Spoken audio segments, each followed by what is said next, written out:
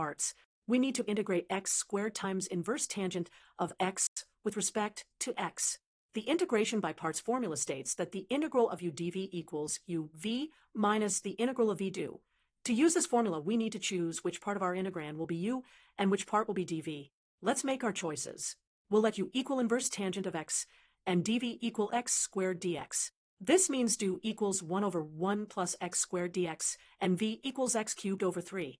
Now, we can substitute these into the integration by parts formula. We get inverse tangent of x times x cubed over 3 minus the integral of x cubed over 3 times 1 over 1 plus x squared dx. Let's simplify the integral on the right. We can rewrite this as negative 1/3 times the integral of x cubed over 1 plus x squared dx. Now comes the clever part.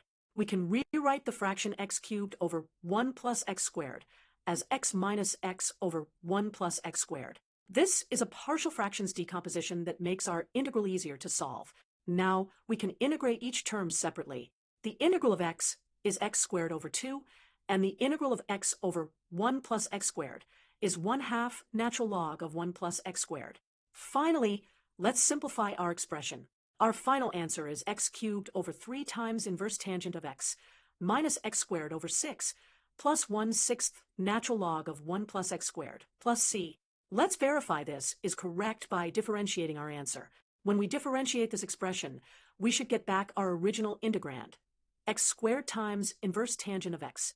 And that completes our solution using integration by parts. Remember, the key to this problem was choosing the right u and dv, and then using partial fractions decomposition to simplify our integral.